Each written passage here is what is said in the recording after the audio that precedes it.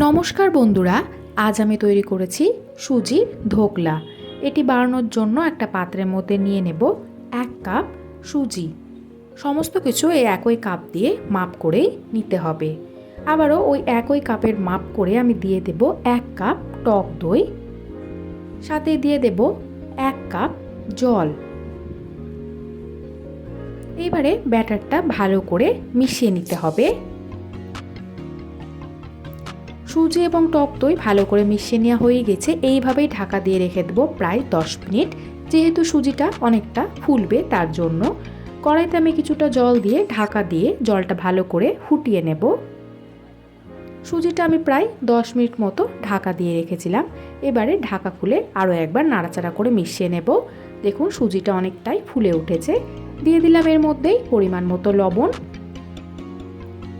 সাথে দিয়ে দেব 3টে কাঁচা লঙ্কা। কাঁচা লঙ্কাগুলো আমি ছোট ছোট করে কুচি করে নিয়ে দিয়ে দিয়েছি। আপনারা চাইলে নাও ব্যবহার করতে পারবেন। তার মধ্যেই দিয়ে দেব 1 মুঠো ধনেপাতা কুচি। ধনেপাতাটা ভালো করে ধুয়ে জল ঝরিয়ে নেওয়ার পরে এর মধ্যে ব্যবহার করবেন। এবারে ভালো করে মিশিয়ে নিতে হবে। ব্যাটারটা দেখুন ভালো করে মেশানো হয়ে গেছে। আবারও এটা একটা সাইডে রেখে দেব।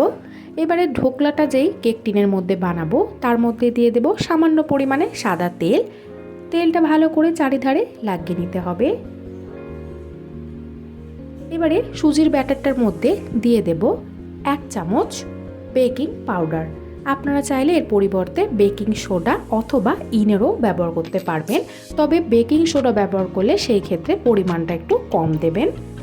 আরও একবার নাড়াচাড়া করে মিশিয়ে নিতে হবে। এই মুহূর্তে অবশ্যই আলতো হাতেই নাড়াচাড়া করে মেশাবেন। এবার এই ব্যাটারটা কেক টিনের মধ্যে ঢেলে দিতে হবে।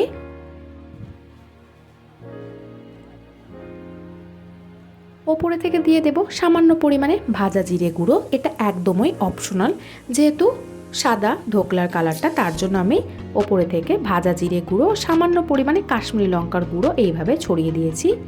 জলটাও দেখুন গরম হয়ে গেছে। এবারে জলের মধ্যে একটা স্ট্যান্ড বসিয়ে দেব। তার উপরে কেক টিনের বাটিটা বসিয়ে দিতে হবে। গ্যাসের ফ্লেম একদম লো ফ্লেমে রেখে দিয়ে ঢাকা দিয়ে রেখে দেব প্রায় 20 মিনিট মতো। 20 মিনিট বাদে ঢাকা খুলে দেখে নেব কেমন তৈরি হয়েছে। দেখুন সুজির ব্যাটারটা একদম ফুলে উঠেছে। মিডিলে থেকে একটা এইভাবে কাটি দিয়ে দেখে নেব ভেতরটা কাঁচা আছে কিনা। ভেতরটা দেখুন একদম তৈরি হয়ে গেছে। এবারে গ্যাসের ফ্লেমটা অফ করে দিয়ে কেক টিনের বাটিটা নামিয়ে নিতে হবে। সুজির ধোকলাটা ভালো করে ঠান্ডা করে নিয়েছি। এইবারে ছুরি দিয়ে চারিধারটা ভালো করে এইভাবে আগে ছাড়িয়ে নিতে হবে। এইবারে ওপরে থেকে একটা থালা দিয়ে উল্টো করে দেব। 2 থেকে 3 বার ট্যাপ করে নিতে হবে। দেখুন কত সহজে বাটিটা বেরিয়ে আসছে। বাটিতে দেখুন একদমই লেগে নেই।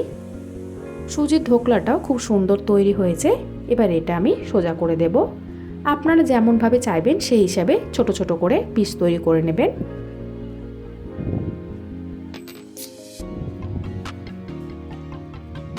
ধোকলাটা আমি পুরোটা কেটে নিয়েছি। এবারে এর জন্য একটা চিনির মিশ্রণ তৈরি করব। তার জন্য প্যানের মধ্যে সামান্য পরিমাণে সাদা তেল দিয়ে দিলাম।